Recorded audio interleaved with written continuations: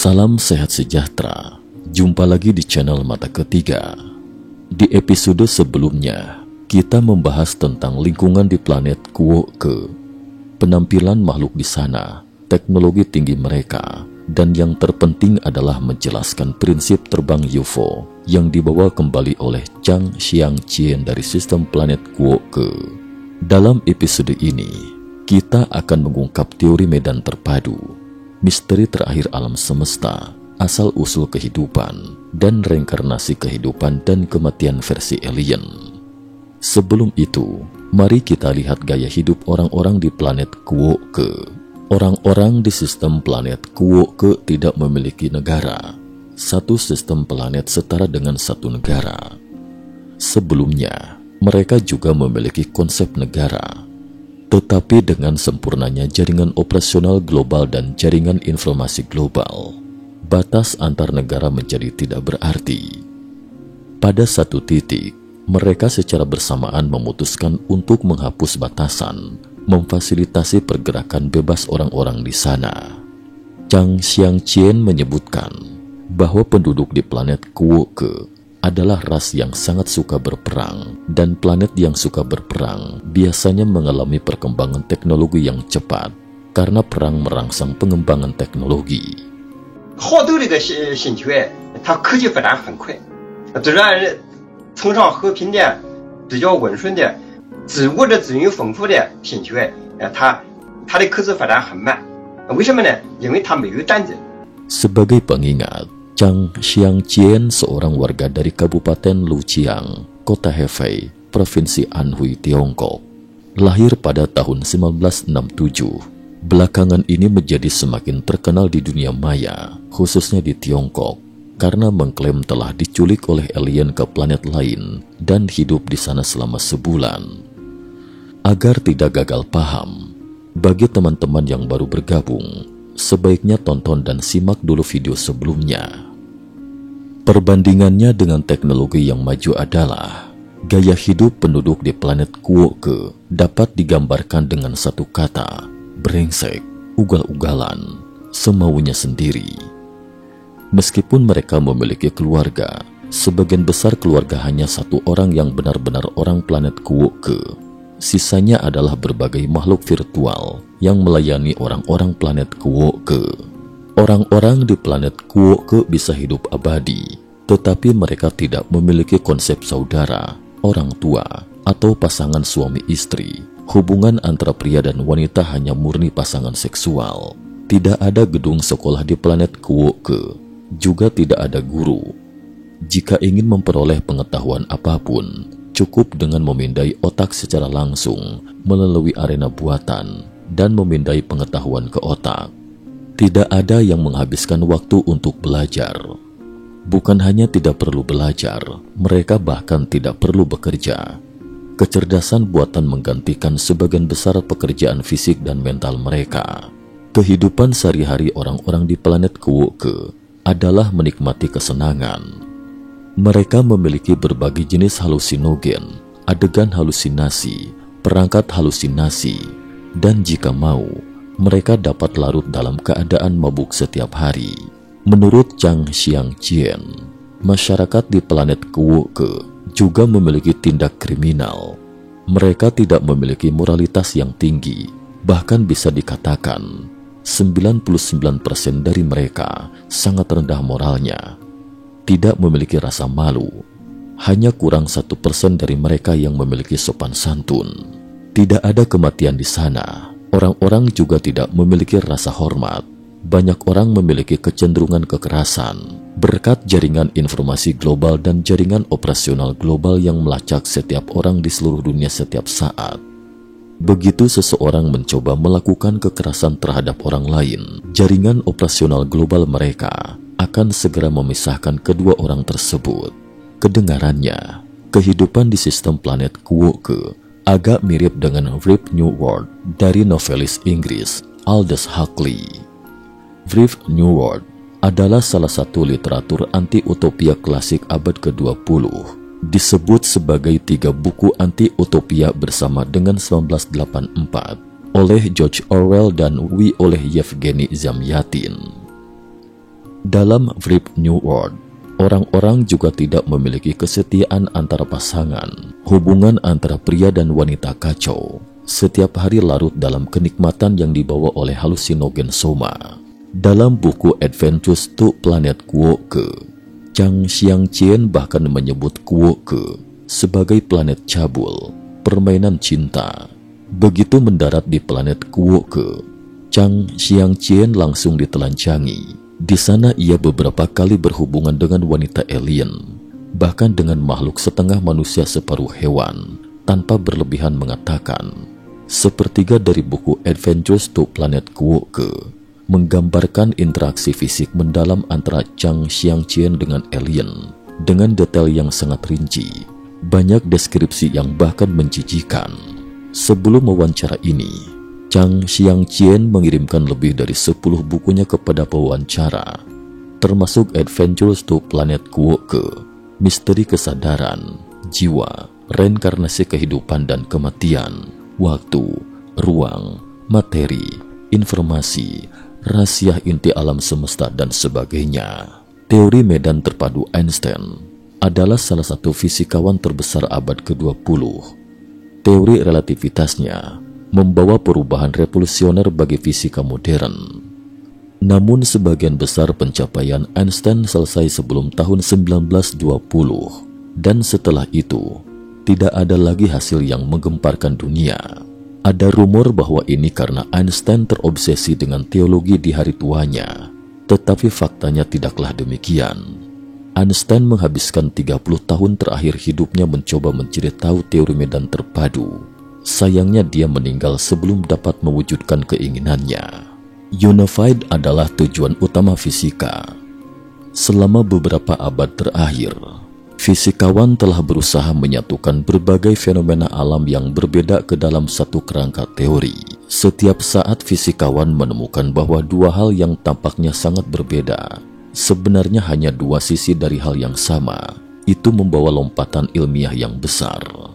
Pada abad ke-17, Newton mengajukan mekanika Newton, hukum gravitasi universal, menyatukan fisika langit atau astrofisika dan fisika bumi. Sebelum itu, dalam pandangan dunia Aristoteles, langit dan bumi mengikuti dua set aturan yang sepenuhnya tidak sama.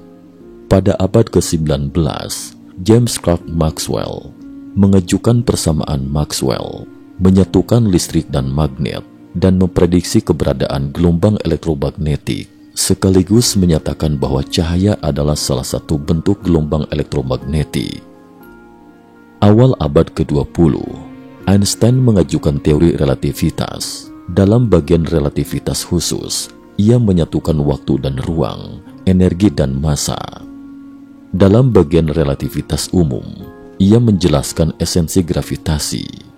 Einstein menghabiskan paruh kedua hidupnya untuk meneliti teori medan terpadu, sebuah teori yang dapat menyatukan semua interaksi yang diketahui manusia di dunia fisik, baik makro maupun mikro, menjadi satu teori.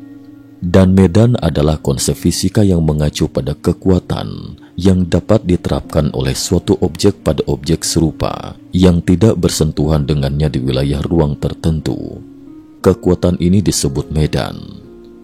Lantas, apakah teori yang bahkan Einstein tidak bisa temukan seumur hidupnya benar-benar telah dipecahkan oleh Chang Xiangqian yang hanya memiliki ijazah SMP?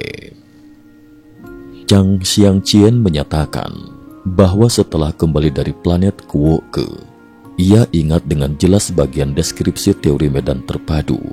Meskipun ada banyak yang tidak ia mengerti apa artinya, tetapi ia dapat mengucapkannya dengan lancar. Namun ia ingat rumus matematika dengan agak kabur, terutama karena tidak mengerti. Dalam beberapa dekade berikutnya, ia menggunakan waktu luangnya untuk belajar matematika tingkat lanjut dan fisika. Barulah ia mulai memahami sedikit tentang rumus mereka. Unified Field Theory atau teori medan terpadu versi alien tidak menyangkal mekanika Newton, teori relativitas, atau persamaan Maxwell, tapi mencakup dan memperluas mekanika Newton, teori relativitas dan persamaan Maxwell. Alien secara eksplisit menyatakan bahwa persamaan inti alam semesta adalah sama di setiap planet. Semua bersifat universal. Lebih lanjut, alam semesta terdiri dari benda dan ruang di sekitarnya. Tidak ada benda ketiga yang berdampingan. Semua fenomena fisik, konsep fisik adalah deskripsi pengamat tentang gerakan objek di ruang dan gerakan ruang di sekitar objek. Jika tidak ada deskripsi pengamat, satu-satunya hal yang benar-benar ada di alam semesta adalah benda dan ruang, sisanya tidak ada. Cara otak manusia mendeskripsikan benda dan ruang di alam semesta menciptakan dunia geometri dan dunia fisik. Teori medan terpadu juga memiliki asumsi dasar bahwa setiap objek di alam semesta, ruang di sekitarnya bergerak keluar dengan kecepatan cahaya dalam bentuk silinder, spiral, vektor. Tapi mengapa kita tidak merasakan gerakan ini? Chang Xiangqian mengatakan, karena gerakan ini memberi perasaan waktu kepada orang. Misteri pamungkas, terakhir alam semesta. Bagaimana alam semesta ini terbentuk dan seberapa besar? Semua misteri terakhir ini telah lama membingungkan umat manusia. Chang Xiangqian menulis dalam bukunya Rahasia Inti Waktu, Ruang, Materi, Informasi, Alam Semesta bahwa Anda menghabiskan seumur hidup mencoba menjelajahi misteri alam semesta, mencari sumber dunia nyata dengan susah payah, tetapi dunia itu sendiri tidak nyata. Dunia itu hanyalah gambaran Anda. Waktu adalah sesuatu yang tidak terlihat dan tidak terasa. Alien di planet Kuoke memberi tahu Chang Xiangqian, memahami esensi waktu dapat mengungkap misteri terakhir alam semesta. Menurut teori medan terpadu versi alien dari planet Kuoke, esensi waktu adalah ruang yang bergerak pada kecepatan cahaya. Di sekitar pengamat, ruang yang bergerak pada kecepatan cahaya sama dengan waktu. Waktu dan ruang yang bergerak pada kecepatan cahaya adalah hal yang sama. Hanya manusia yang memberi mereka dua nama. Kecepatan cahaya konstan dapat dipahami sebagai kecepatan cahaya c sama dengan r per t. R adalah perpindahan ruang, t adalah waktu. Di dalam persamaan, pembilang perpindahan ruang R dan penyebut waktu T adalah hal yang sama, sehingga kecepatan cahaya konstan. Jika perpindahan ruang R berubah, waktu T pasti akan berubah secara sinkron, karena keduanya adalah hal yang sama. Dengan kata lain, jika ruang di sekitar pengamat tidak bergerak, maka pengamat ini tidak akan merasakan waktu. Orang-orang di planet Kuoke awalnya berpikir bahwa objek di alam semesta itu terbatas. Alam semesta memiliki banyak planet, tidak terlalu jauh satu sama lain, seolah-olah berkumpul bersama dan semuanya selalu bergerak. Kemudian, seiring dengan perkembangan teknologi mereka, metode observasi terus meningkat. Mereka menemukan planet ini miliaran tahun cahaya jauhnya, hingga akhirnya mereka tahu alam semesta ibarat bawang, berlapis-lapis. Jarak antara satu lapisan dan lapisan lainnya berbeda. Semakin keluar dari bawang, jaraknya semakin besar. Demikian pula, di dunia mikro, partikel mikro juga berbentuk bawang. Elektron yang berputar di luar atom adalah lapisan pertama kulit bawang. Inti atom dapat dikupas satu lapisan lagi, baik makro maupun mikro. Setiap lapisan membutuhkan ribuan tahun akumulasi teknologi. Jadi, ukuran alam semesta sebenarnya tergantung pada kemampuan observasi pengamat. Dengan kata lain, selama kemampuan observasi terus meningkat, ruang alam semesta adalah tak terbatas. Karena tak terbatas, maka tidak ada pusat alam semesta. Alien di planet Kuoke juga memberitahu Chang Xiangqian bahwa alam semesta tidak memiliki pencipta. Alam semesta itu sendiri dapat menciptakan segalanya dan mencakup segalanya. Jika ada pencipta di alam semesta, lalu siapa yang menciptakan pencipta itu? Semua fenomena di alam semesta terbentuk oleh gerakan. Hukum alam semesta juga berasal dari gerakan. Segala sesuatu di alam semesta sudah ada dan akan terus ada selamanya. Seperti yang dikatakan oleh seorang ilmuwan, semua temuan manusia sebenarnya adalah penemuan. Saat ini, komunitas ilmiah utama di bumi kita percaya bahwa alam semesta berasal dari Big Bang 15 miliar tahun yang lalu. Setelah ledakan, alam semesta terus mengembang menjadi seperti sekarang. Tapi teori medan terpadu mengatakan alam semesta selalu ada dan tidak akan pernah hilang. Tidak ada alam semesta lain di luar batas jauh alam semesta. Juga tidak ada alam semesta yang sepenuhnya berbeda dari yang sekarang di masa depan. Zhang Xiangqian mengatakan, alien memberitahunya bahwa terkait alam semesta ada 4 prinsip. 1. Hanya ada satu alam semesta. 2.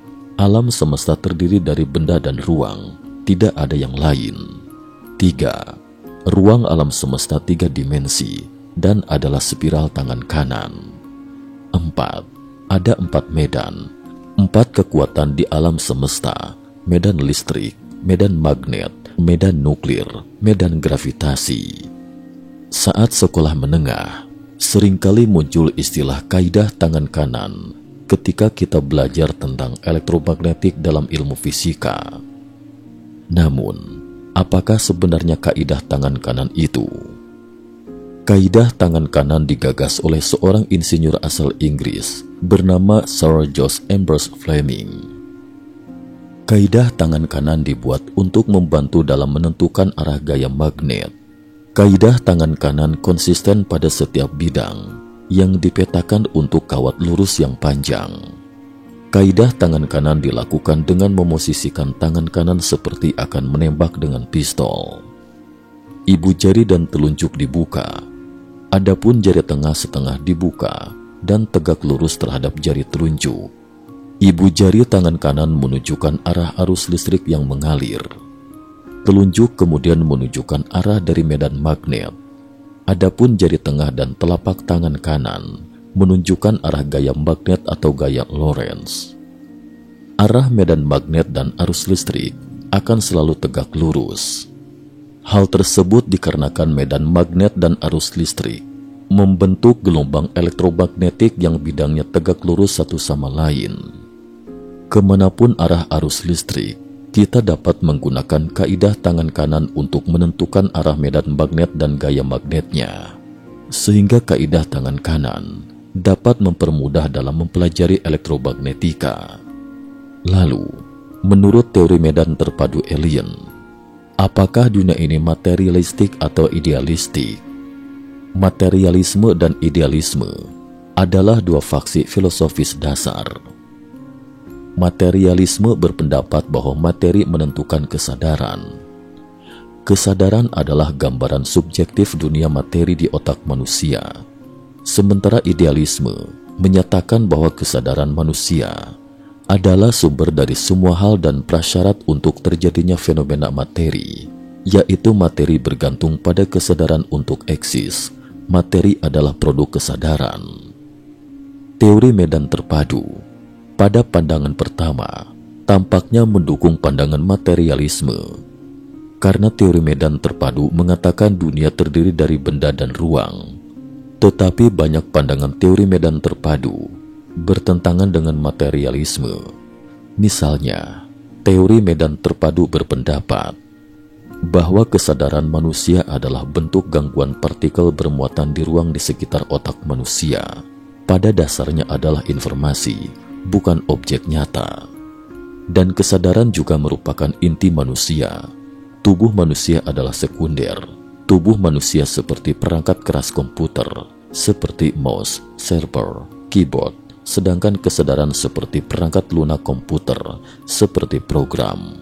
Di planet Kuoke, ketika tubuh alien menua, mereka menggunakan pemindaian medan untuk merekam informasi kesadaran, kemudian mendigitalkan informasi kesadaran ini, menyimpannya di komputer, kemudian memanggil kesadaran yang disimpan di komputer ini, menginstalnya di tubuh lain, membuat alien hidup kembali. Teori medan terpadu juga mendukung pandangan reinkarnasi kehidupan. Karena ruang alam semesta tidak terbatas dan selalu ada, setiap bentuk gerakan ada dan terus berulang. Jadi, bentuk gerakan kesadaran setiap orang akan muncul berulang kali di alam semesta. Ini adalah dasar teori reinkarnasi kehidupan. Asal-usul kehidupan dan reinkarnasi kehidupan dan kematian menurut Chang Xiang-Chien. Orang di planet Kuwoke juga memberitahu dia bahwa teori evolusi berlaku. Tidak hanya tubuh manusia yang berevolusi, kesadaran juga terus berevolusi. Awalnya kesadaran hanya mengontrol tubuh Anda, kemudian dapat membuat penilaian terhadap dunia luar, dan kemudian dapat mempengaruhi dunia luar. Kesadaran manusia dapat dibagi menjadi 3 kategori utama. 1. Kesadaran naluriah, mengontrol pernapasan, detak jantung, makan, buang air, menghindari bahaya, rasa sakit, dan lain-lain. 2. Memori. Ini terakumulasi dalam kehidupan.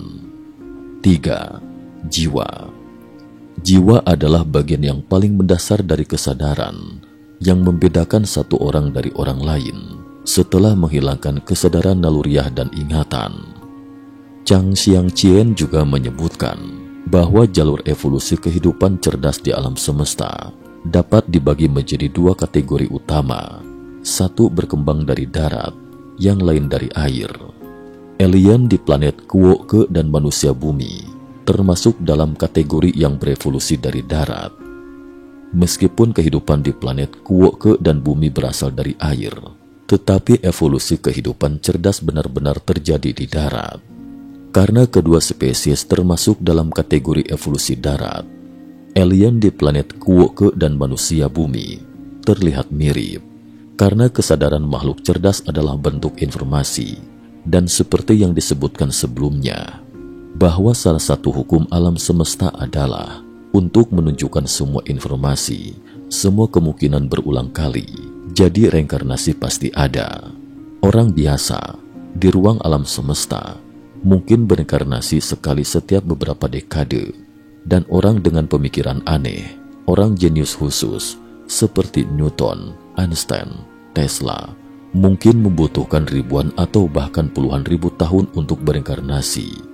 Tetapi mereka pasti akan berinkarnasi.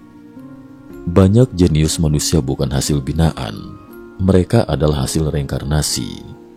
Satu poin menarik adalah, menurut Chang Xiang-Chien, kemungkinan jiwa manusia bumi berinkarnasi kembali ke bumi sangat rendah.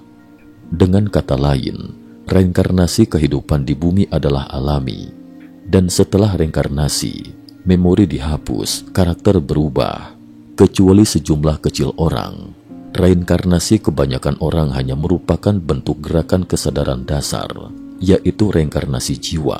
Memori sepenuhnya hilang, atau bisa dikatakan memori dan jiwa terpisah. Itu seperti mengatur ulang USB, mengembalikan ponsel ke pengaturan pabrik.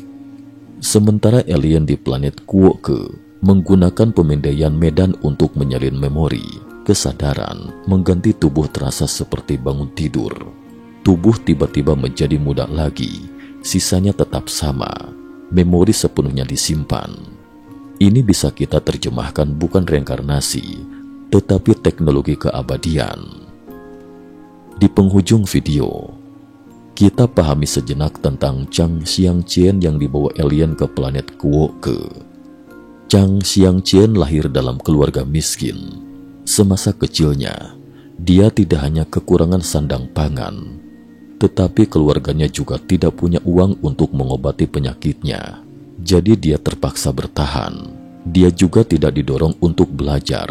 Dia gagal 2 kali di sekolah menengah dan kemudian mulai terjun ke masyarakat, mencari nafkah. Sekitar tahun 2000, Chang Xiang-Chien meminjam uang dari ibu mertuanya dan membuka bengkel las bersama kakaknya, kemudian membuka toko kelontong. Pengalaman aneh ketika dia berusia 19 tahun tidak membawa perubahan besar dalam kehidupan ekonominya. Tetapi menurut Chang Xiang-Chien, setelah kembali dari planet Kuwoke, dia merasa tubuhnya menjadi sangat sehat dan kuat, berjalan sangat cepat, kulitnya juga halus dan berkilau. Sekitar tahun 2018, Chang Xiangqian didiagnosis dengan diabetes (TBC). Tetapi Chang Xiangqian mengatakan bahwa ini tidak terkait dengan pengalaman penculikannya oleh alien, karena saat dia sakit, itu sudah lebih dari 30 tahun sejak dia diculik. Dalam bukunya, Chang Xiangqian juga menyebutkan bahwa putrinya menderita skizofrenia. Ketika ditanya, apa menurut Anda alasan utama mengapa pengalaman Anda dan teori medan terpadu yang Anda sampaikan tidak dapat diterima oleh arus utama masyarakat? Chang Xiangqian menjawab dengan singkat satu kata, sombong. Karena kesombongan dari komunitas ilmiah arus utama. Setelah tahun 1985, Chang Xiangqian menulis ribuan surat kepada berbagai institusi penelitian ilmiah di Tiongkok, mengirimkan manuskripnya ke Chinese Academy of Sciences, University of Science and Technology of China, tetapi hanya menerima 2 surat balasan. Isi surat balasan tidak tertarik dengan teorinya. Banyak orang mengatakan bahwa Unified Field Theory atau teori medan terpadu Chang Xiangqian adalah hasil dari mengumpulkan informasi dari internet. Tetapi Chang Xiangqian mengatakan bahwa mereka di pedesaan baru mulai menggunakan internet pada tahun 2013. Dia menunjukkan surat balasan dari Chinese Academy of Sciences yang diterimanya pada tahun 1999, mengatakan, surat ini menunjukkan bahwa saya mulai menyebarkan teori yang saya bawa kembali dari alien sejak tahun 1999. Di akhir wawancara, pewawancara bertanya kepada Chang Xiangqian, apakah ada konten tambahan yang ingin ditambahkan? Dia mengatakan sesuatu yang sangat berarti. Intinya adalah, jika teknologi sistem planet Kuo-ke benar-benar direplikasi di bumi, itu akan membawa dampak yang belum pernah terjadi sebelumnya bagi berbagai industri di bumi. Kita tidak akan lagi membutuhkan mobil, kereta api, pesawat terbang, bahkan ponsel. Komputer akan menjadi usang. Struktur energi dan metode penambangan akan berubah drastis. Artinya raksasa ekonomi dan teknologi saat ini akan digantikan. Tapi Chang Xiangqian juga berpikir, teknologi bumi secara bertahap mendekati teknologi alien dari planet Kuo-ke. Ini adalah arah yang tak terelakkan.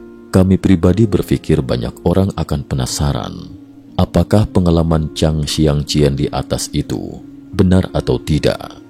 Sejujurnya, setelah meneliti begitu banyak data, kami masih tidak bisa memberikan 100% jawaban pasti.